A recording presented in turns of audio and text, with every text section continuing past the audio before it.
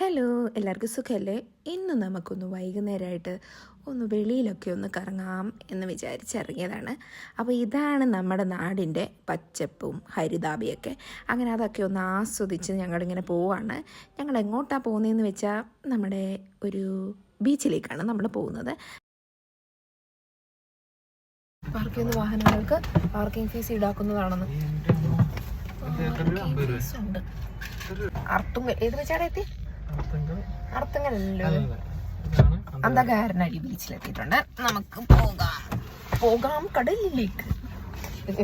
ഇതാണ് അന്ധകാരനടി ബീച്ച്. ചുറ്റും വണ്ടികളാണ്. പാർക്ക് ചെയ്യാൻ സ്ഥലം ഇല്ലെങ്കിലും പാർക്കിംഗ് ഫീസിന് കുറവൊന്നുമില്ല. എടാ, ബീച്ച് ഇഷ്ടപ്പെട്ടോ നിങ്ങൾക്ക്? അങ്ങനെ നമ്മൾ പോയില്ലല്ലോ, നമ്മളവിടെ വരെ എത്തിയില്ല. അതിനുമ്പ് ഇഷ്ടപ്പെട്ടാ എനിക്ക്. അതെങ്ങനെ ബലൂൺ കച്ചവടക്കാരും കളിപ്പാട്ട കച്ചവടക്കാരും ഒക്കെ ഇങ്ങനെ തകൃതിയായിട്ടിരിപ്പുണ്ട്. അവരുടെ വിൽപ്പനയൊക്കെ നന്നായി നടക്കുന്നുണ്ട്. ഇങ്ങനെ നമ്മൾ സ്റ്റെപ്പ് കയറി മുകളിൽ ചെല്ലുമ്പോൾ ഇങ്ങനൊരു വ്യൂ കാണാം കേട്ടോ.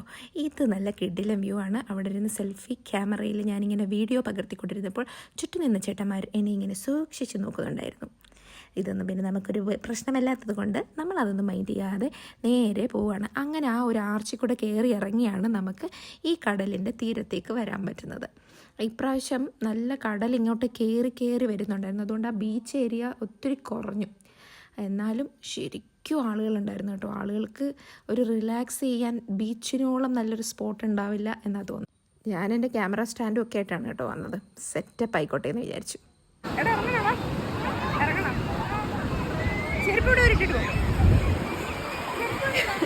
അങ്ങനെ ഞങ്ങളൊന്ന് കാല് നനയ്ക്കാമെന്ന് പറഞ്ഞ് ഞാനും ആക്കൂട്ടനും കൂടെ ഇറങ്ങി. ഏട്ടനെ വിളിച്ചിട്ട് ഏട്ടന് വരാൻ താല്പര്യമില്ല.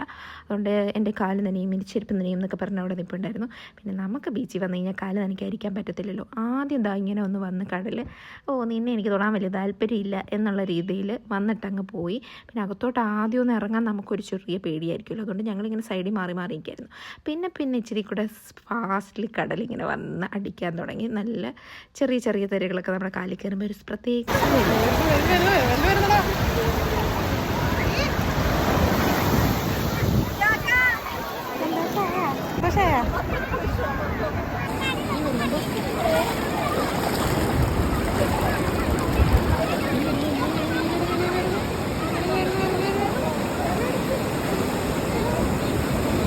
ഭയങ്കര വലുതാ.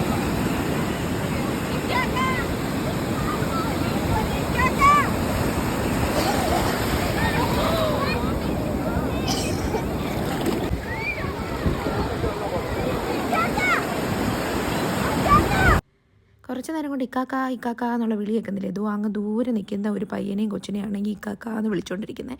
ഒരു തരത്തിൽ പറഞ്ഞിട്ട് കേൾക്കുന്നില്ല. അയാൾ ആ കുഞ്ഞുമായിട്ട് അങ്ങ് പൊയ്ക്കൊണ്ടേയിരിക്കുകയാണ്. നല്ല കുറച്ച് ശക്തിയായിട്ട് തിരമാലകൾ വരാൻ തുടങ്ങി. ലൈഫ് ഗാർഡ്സും പറയുന്നുണ്ടായിരുന്നു അയാളോട് തിരിച്ചു വരാൻ. പക്ഷേ പുള്ളിക്കാരൻ മൈൻഡ് ചെയ്യുന്നില്ലായിരുന്നു. പക്ഷെ നമ്മൾ ഇക്കാക്കാൻ ഇപ്പോഴും കരയിൽ തന്നെയാണ്. ഇക്കാക്കയ്ക്ക് ഇങ്ങോട്ട് വരാൻ ഒരു താല്പര്യമില്ല. ഞങ്ങൾ പക്ഷെ കുറച്ച് നേരം നല്ല അടിപൊളിയായിട്ട് എൻജോയ് ചെയ്തു.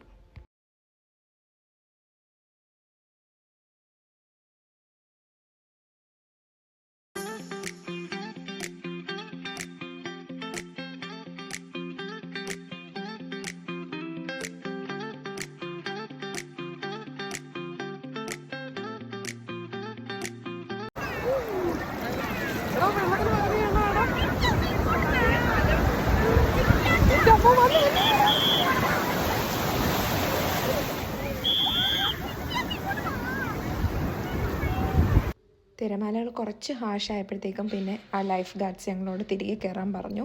കുറച്ച് നേരം വെയിറ്റ് ചെയ്തതിന് ശേഷം ഞങ്ങൾ പിന്നെയും കടലിലേക്ക് ഇറങ്ങി. അപ്പോഴും ഞങ്ങളുടെ ഡാഡി വരാൻ ഒരു താല്പര്യമില്ല എന്ന്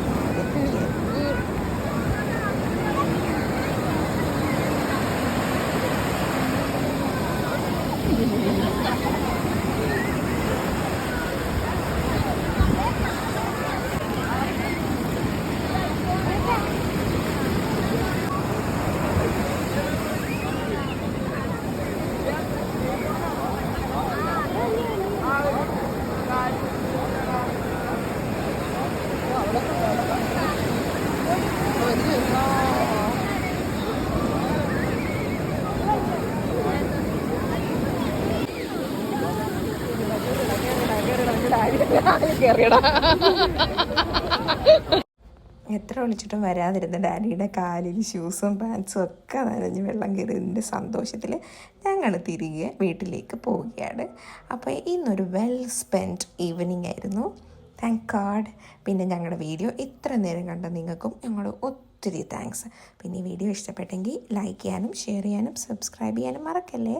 അപ്പോൾ ശരി, എന്നാൽ ബൈ ബൈ.